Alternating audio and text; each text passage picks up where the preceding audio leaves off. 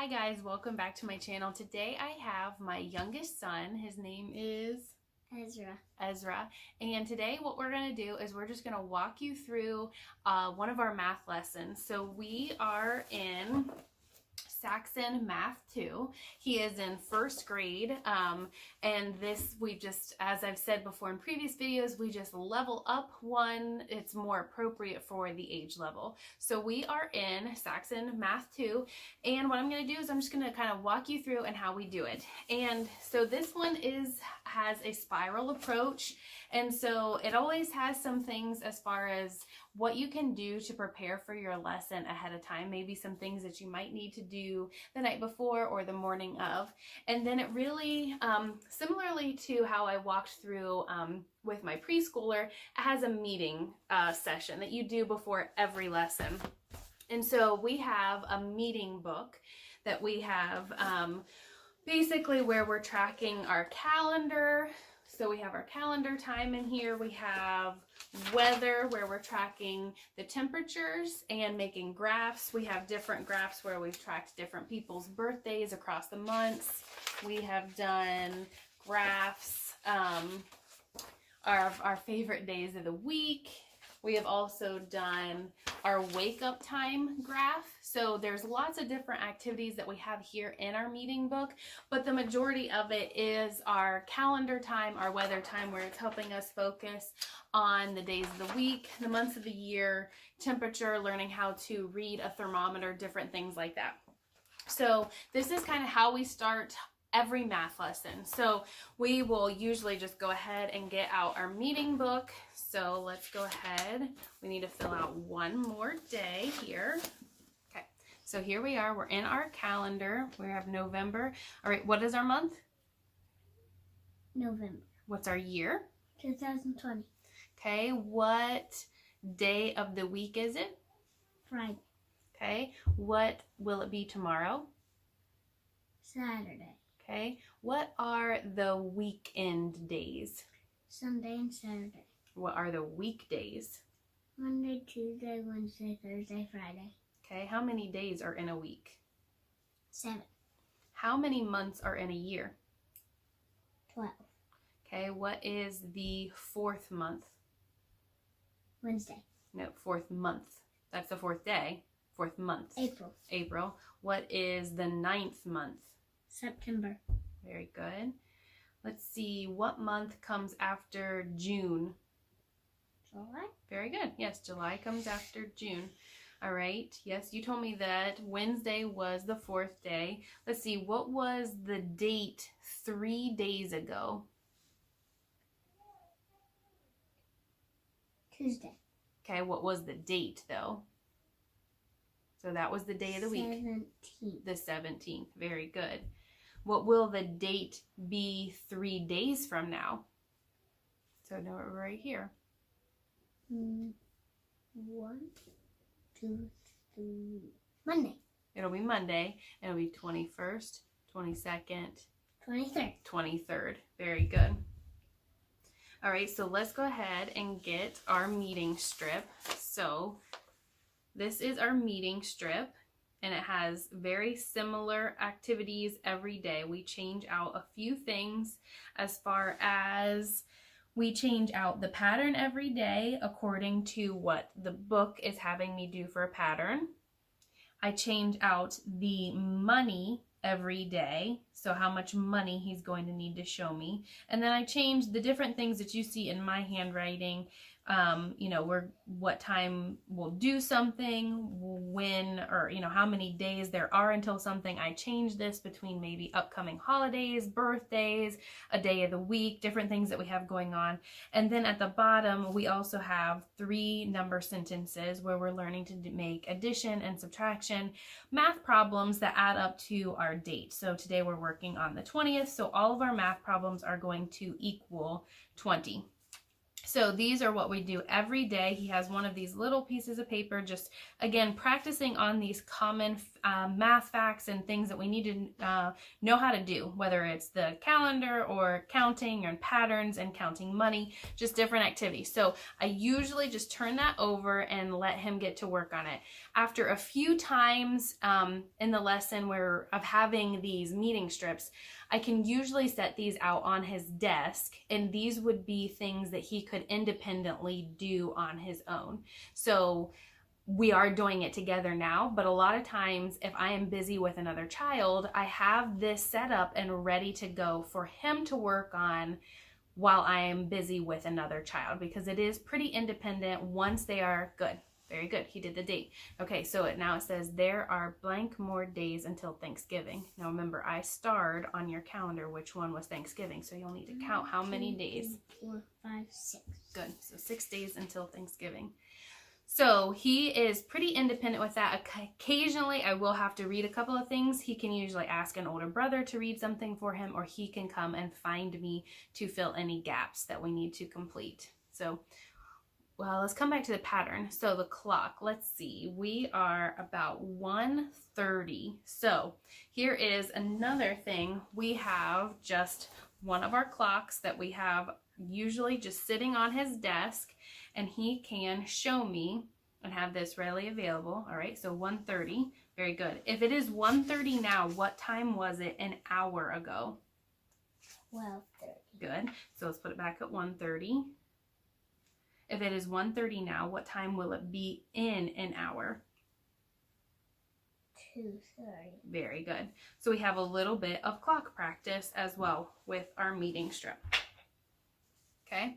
Now another thing that we have on here is our money. So this is something that we have just recently started. You can see in this box, we have 74 cents. So a few lessons ago, we learned how to count money using dimes and pennies. So we have just another, again, just usually sitting on his desk, a bag of coins, whether it's quarters, nickels, dimes, and pennies. It's an assortment of everything. And we have been learning how to count out money just using dimes and pennies at this point. So he's going to show me 74 cents using dimes and pennies. 1, 2, 3, 4, 5, 6. What do we need to get 74 cents?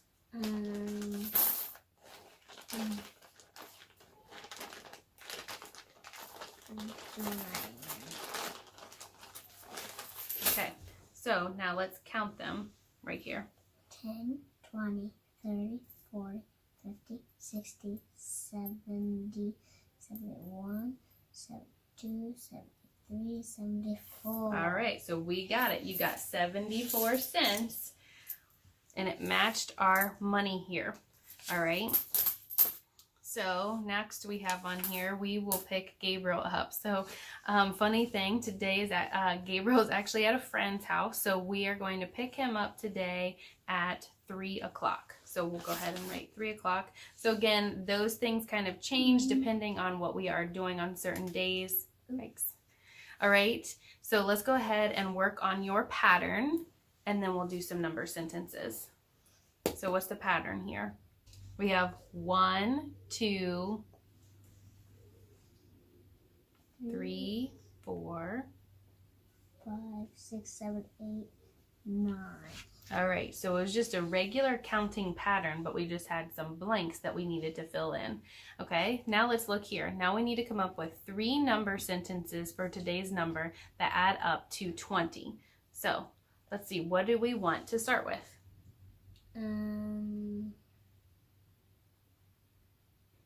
21. Okay, let's start with 21. Okay, yep, we have 21 minus 1 equals 20. Good. All right, we need another one. What are we going to start on this one?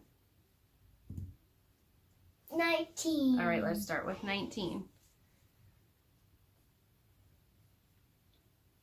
So as you can tell, his number sentences are still very basic at this point. We are still learning how to generate just some very easy addition and subtraction facts. And if those are the ones that he comes up with, I'm perfectly okay with it. If we're just adding one, subtracting one, adding two, that's okay. I know that as we go and we get better with our math facts, that his math problems are going to get more complicated and more diverse in the ones that he's choosing to use. So we've got one more to come up with. Okay, what do we have on that one? What is that one? 18. 18 plus 2 equals 20. Very good. So 18 plus 2 equals 20. All right, so we just finished the very first steps of his meeting strip. We wrote about the date. We talked about how many more days there were until Thanksgiving. We did a pattern. We talked and counted out some money. We worked on our clock skills. We also talked about at what time we were going to do something. So he wrote a different time, and then we did some number sentences that add up to today's date. So that's the meeting strip. And that includes a lot of what we're talking about here in this meeting. It mentions the calendar, the questions that I'm asking, you know, having him tell me the day of the week. What day is tomorrow? You know, what day is tomorrow, Ezra? Can you sit up, please? Saturday. Saturday. What day was yesterday? If today's Friday, what day was yesterday? Thursday. Good. So these questions, I do not ask the same questions every day. Some days I might focus on the months. Some days I might focus on the days of the week. The questions really range, and I won't always follow the book verbatim. I might look at it and think, okay, which ones are we really struggling with, and do we really need to focus on today? So there might be several questions, and depending on what I know that he knows or what I know that he needs to work on, those might be the areas that we really need to focus on.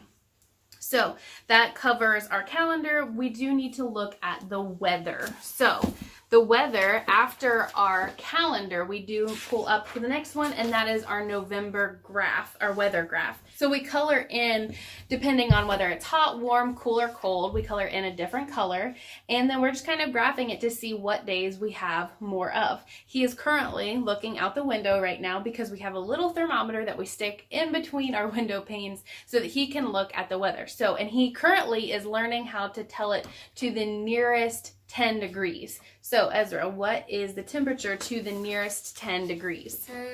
60. 60. So let's come over. Where are we going to write 60? Is that cool or cold? Cool. Cool. Okay. So let's go over here. Come back over here. So he's going to write 60 degrees Fahrenheit.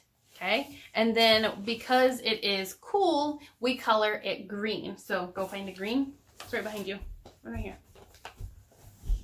So now he's going to color that in his graph green. And then once you have it, again, this is another area that sometimes we talk a lot about the graph. Other days we kind of skip over it, depending on how I feel he is doing in this area. But we could ask lots of questions. What kind of weather do we have the most of, Ezra? Cool. Cool. How many more cool days than cold days do we have? 3. How many more cool days than warm days do we have? 4. No. Cool than warm. 6. 6. We have 6 more cool days. What do I have the least of? Hot. Hot, because we have no hot days in November. Very good.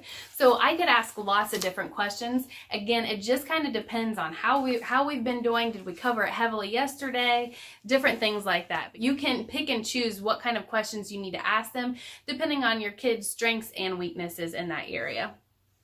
So again, there we have the weather graph. We did our counting. Actually, here, let's show them how we do some counting. Let's count by tens to 200. 10, 20, 30, 40, 50, 60, 70, 80, 90, 100, 101. No, 110. 110, 120, 130, 140, 150, 160, 170, 180, 190, 200. Very good. Let's count by fives. 5, 10, 15, 20, 25, and 30. 35, 40, 45, 50, 55, and 60. Let's keep going. 65, 70, 75, 80, 85, 90, 95, 100. Can you skip count your twos? 2, 4, 6, 8, 10, 12, 14, 16, 18, 20, 22, and 24. Do you want to hear some more? Very good. So we have some other counting drills, but he's pretty good with his counting. So some days we might just completely skip it, and other days we might really focus on it. Again, it's kind of just up to you and your child. We did our graph questions. We did our patterns on our meeting strip. We did our money. So again, this is all part of the meeting. Just the meeting part of your lesson. And so a lot of those are just honestly covered in your meeting strip that you're doing. So the money was covered, the clock was covered, and the number of the day and the math problems, they're the number sentences, were already covered. So once we've covered that, which we do in some way, shape, or form every day, that brings us to our lesson. So we have now covered the meeting portion of today's lesson. Now we actually are going into the lesson material. And so today we are talking about dividing a whole into halves, fourths, and eighths. And honestly, this is another example of how I just do things differently as far as what works best for our family or for my child. So this one, it actually is talking about some lesson preparation in the very front of the lesson, of where you could have cut out some construction paper circles in different colors so that your child would be able to cut them. I didn't want to do that. I wanted something a little bit more pick up and go. So over the years, we have slowly accumulated different manipulatives, clocks and shapes and counting bears and all these different things. And one of those things are little circles that are cut in to show the different fractions of a whole. So we have a whole, and we have a half, and we've got our fourths, and we have our eighths of a circle. So instead of cutting up papers and having to get them completely ready last night, I just opted to pull out our little manipulatives, and we're going to talk through what each of these mean using these instead of using pieces of paper of a circle. However, if you don't have these, it's perfectly okay. You can easily make these out of paper by just having one whole circle, making another circle and cutting in half, making another, cutting into fourths, and making another one cutting into eighths. It was just something that I opted not to do because I had these readily available. So now we're going to just kind of jump in, and we're going to kind of do some question and answer time with these, making sure that he understands what a half is, what a whole is, what fourths and eighths are. All right, buddy, what shape is that? Circle. A circle. This is a whole circle. When I cover it up, is it the same size? Yeah, but when I do it, how many pieces are it? Yeah, I have 2 pieces now to cover up the one whole. Now, if this was a sandwich, okay, and I wanted to split it up so that you had a part and I had a part, and they were the same size, how many pieces would we need to cut our sandwich into? 2. You would get 1 piece and I would get 1 piece. How much do you have? Half. A half of a sandwich, right? So you have 1 half, and I have how much? 1. 1 what? I have 1 half as well. So you have 1 half of a sandwich and I have 1 half of a sandwich. Now, are these 2 pieces the same size? Yeah. Yeah, how do we know? Because why? No. I don't know. When I lay it on the other side, are they the same size?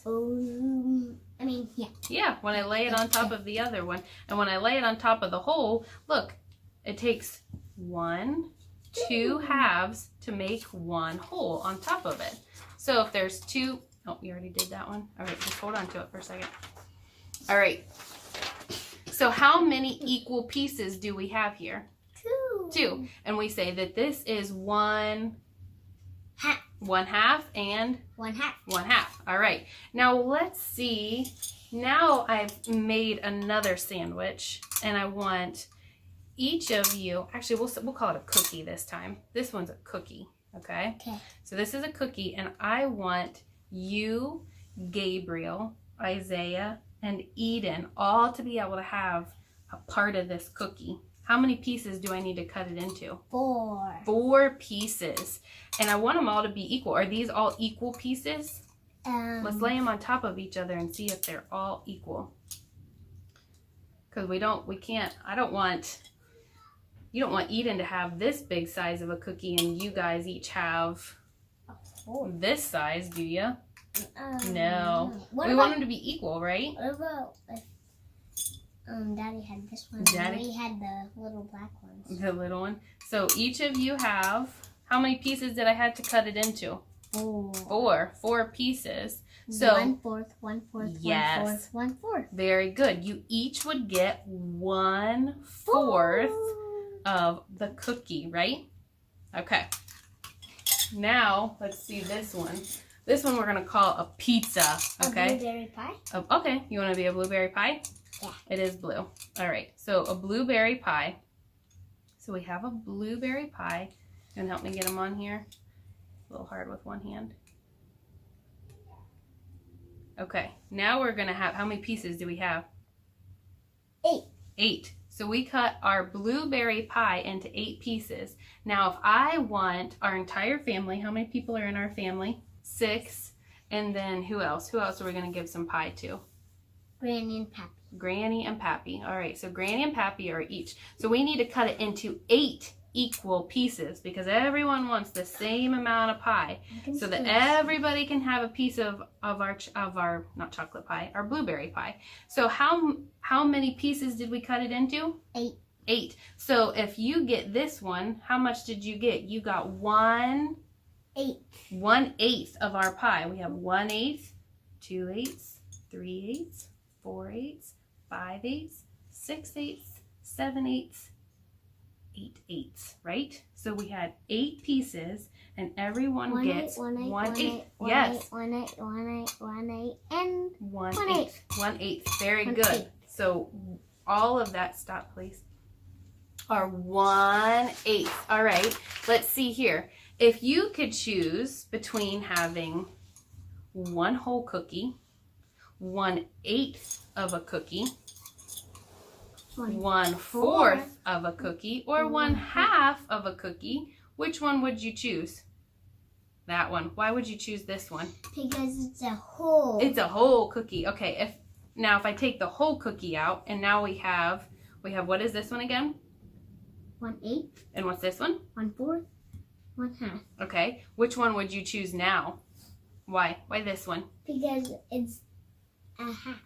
Well, is it bigger or smaller than all these other ones? Bigger. It's bigger. 1/2 is bigger than 1/4 and 1/8. All right. So now all we have is what's this one? 1/4, 1/8. 1/8. All right. Which one would you choose now? Why this one? Because it's bigger. Yes. 1/4 is bigger than 1/8. So let's go ahead and take these. I want you to put them in order from smallest to largest.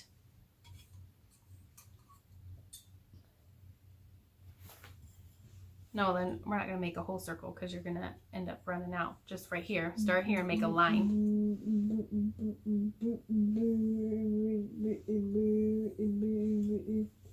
Okay, so then tell me what is this one again?